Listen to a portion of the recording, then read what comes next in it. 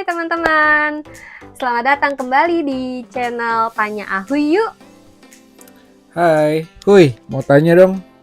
eh Gini, kita ini sekarang kan biasanya udah ada di fase yang menjadi sandwich generation karena kita harus mengcover kebutuhan anak-anak kita, keluarga kita, dan kita juga punya mungkin keluarga atau orang tua yang harus kita support juga gitu. Nah, gue tuh kadang-kadang bingung gimana ya supaya keuangan kita sebagai sandwich generation ini bisa tetap stabil dan nggak pusing gitu loh. Kayak setiap bulannya harus wah gimana ya, mana yang bocor ya, mana yang ini ya gitu.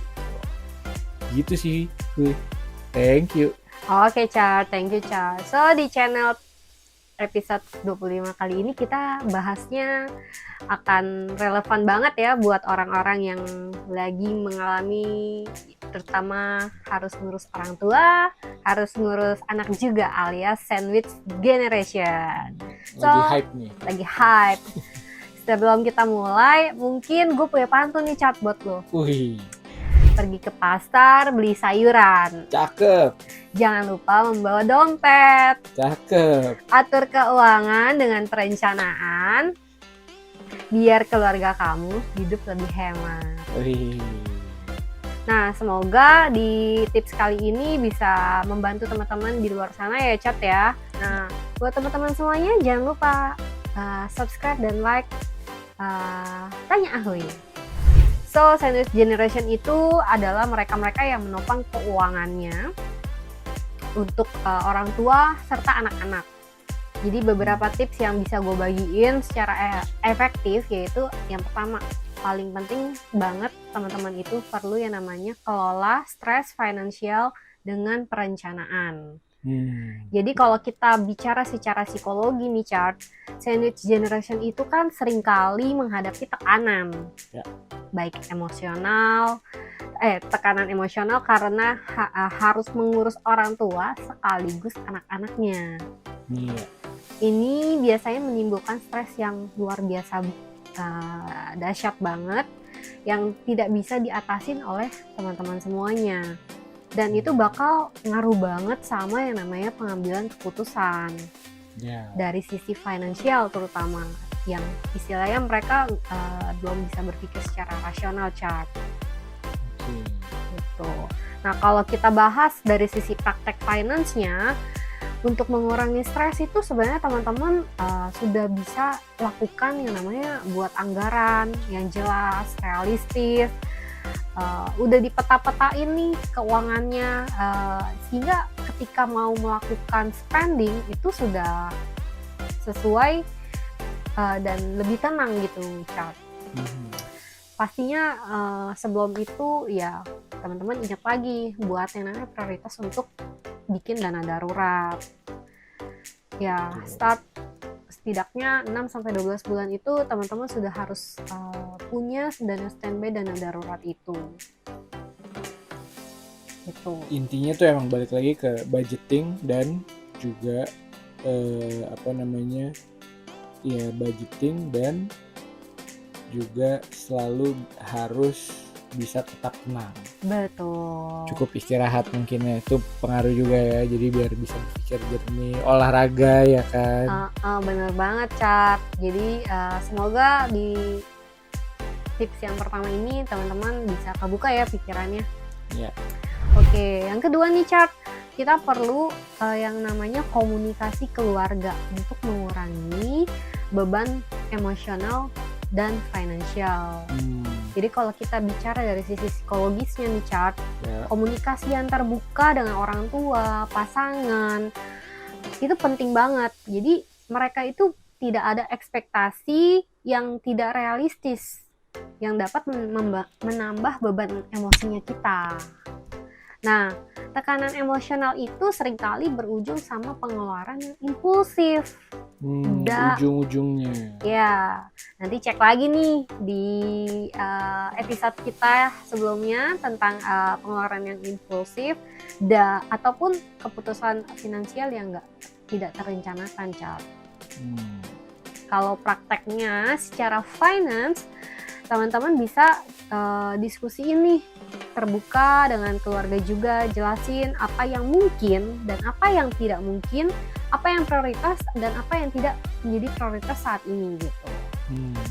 Jadi berkomunikasi dengan keluarga itu adalah kondisi, kita ceritain nih kondisi keuangan kita seperti apa sih, karena tanpa kita ceritakan kita tidak tahu apakah kondisinya kita tuh sedang baik-baik saja atau bahkan mungkin lagi nggak baik-baik saja gitu. Oh emang lagi bebannya lagi banyak banget. Betul. Nah kadang kan orang belum tentu mau terbuka ya. Iya, apalagi kadang-kadang sama orang tua kita juga sungkan kan mau bilang, aduh kayaknya lagi susah nih, atau bisnis lagi nggak bagus nih, atau ada hal-hal lain yang harus kita dahulukan gitu kan. Iya betul, kan istilahnya kita nggak mau jadi beban keluarga kita kan. Ya, intinya adalah komunikasi ya Huy. Betul. Nah yang ketiga nih Chart, hindari guilt spending atau pengeluaran karena rasa bersalah. Contohnya apa tuh Huy? Contohnya adalah misalnya kita saat ini belum harus beli handphone kita masih bagus, ya kita nggak perlu ganti handphone kita kan. Jadi kan kita nggak merasa kayak lihat iPhone yang terbaru, iPhone 16 baru keluar terus kayak pengen beli gitu. FOMO. Nah itu kan guilt spending gitu kan. Jadi pengeluaran karena rasa bersalah. Jadi udah terjadi nih beli kan. Gitu. Setelah beli baru nyesel gitu. Betul, ya. Betul, jadi setelah beli baru nyesel. Ataupun hal-hal lain yang ngerasa kayaknya kita belum butuh tapi kita beli nih. Abis itu penyesalan baru ada di akhir Cat. Betul. Gitu. Apalagi ada yang beli iPhone harganya 28 juta. Waduh. Iya kan, yang 16 baru, terus habis itu cicilannya 2 tahun ya? 3 tahun. Aduh. Gue gak ngikut itu ya, tapi lumayan juga ya Cat ya kalau buat nyicil handphone 28 juta. Wow. 28 juta gue beli motor kali ya. Ya semoga teman-teman di luar sana coba berpikir lebih jernih ya sebelum mengambil keputusan apakah itu 28 juta itu sesuatu hal yang wajar gitu. Jangan sampai penyesalan datang. Betul. Habis transaksi bukannya happy malah pusing. Iya, jadi kita malah jadi beban kan ya. True. Oke, jadi kalau tadi balik lagi hindari guilt spending itu secara psikologisnya adalah kadang-kadang tuh generasi senior itu merasa bersalah tuh Cap. Ya. Jadi mereka tidak bisa memberikan yang terbaik buat orang tuanya maupun anaknya.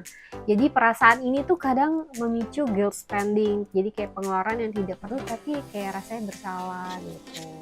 Atau misalnya kayak kalau di anak-anak kayaknya kita udah beliin nih mainan A gitu, terus tiba-tiba kita beliin lagi mainan B tapi sebenarnya notabene itu sama gitu. Itu kan guilt spending juga kan, walaupun ya mainan murah lah ya gitu. Mahal sih. Mahal ya sekarang ya. Iya, mainan mahal.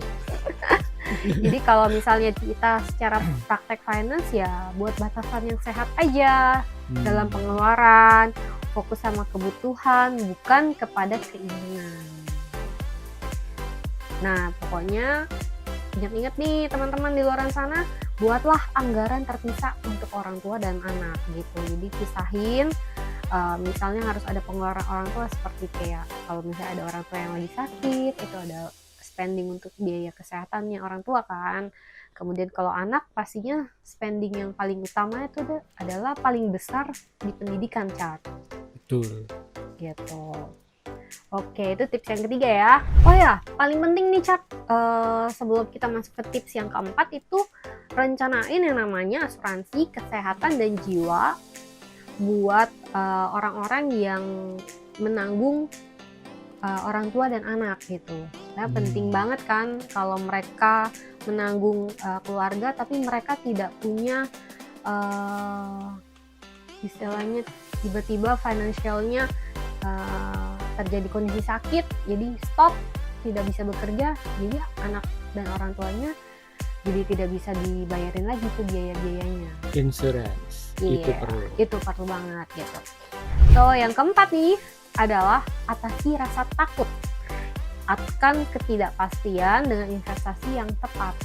Nah kalau kita secara psikologisnya ketidakpastian masa depan itu kan seringkali memicu kita di rasa cemas ya Cat ya. Kadang Betul. kita mikirnya overthinkingnya luar biasa dahsyat banget nih gitu, terutama dalam situasi kamu harus menopang lebih dari satu generasi gitu. Jadi perasaan ini kayak membuatmu menahan diri untuk berinvestasi atau bahkan mengambil keputusan yang terlalu konservatif gitu. Jadi kadang kalau misalnya kita bicara dari secara finance yang mengatasi rasa takut ini, ya lakukan investasi itu sesuai dengan profil resikonya teman-teman gitu, untuk tujuan jangka panjang dan jangka pendek gitu. Jadi bijaklah berinvestasi gitu. Karena kalau kita sebenarnya rasa aman itu juga ya balik lagi kan, kalau kita punya tabungan yang baik biasanya kita lebih tenang ya. Betul. Ya, jadi investasi masa depan itu ya fokusnya buat jangka panjang ya, seperti reksadana dan properti agar bisa menopang ya pensiun dan pendidikannya anak-anak. Mantap. Kelima, berlatih self care untuk pengambilan keputusan finansial yang lebih baik Chart. Jadi kalau kita bicara secara psikologi, mungkin mengurus orang tua, anak, membuat sandwich generation ini lupa merawat diri tuh Cap. Nah benar kan yang gue bilang tadi, Iya. berarti ya olahraga, istirahat, Betul. itu bagian dari self care kan. Ya itu bagian dari self care. Mungkin kalau buat yang senang pijat atau senang melakukan sesuatu yang hobi yang menyenangkan, itu bakal jadi secara otomatis tuh keadaan fisik kita tuh jadi lebih baik gitu Chart. Jadi kita nggak terus-terusan kayak mikirin bayar ini, bayar itu gitu kan. Betul. Jadi kalau misalnya secara praktek finance, ya kita perlu juga namanya sisihin anggaran kecil untuk diri kita sendiri sebagai bentuk self care kita. Tapi itu bukan berarti pemborosan ya Chart. Iya. Jadi untuk menjaga balance dari emosi kita aja.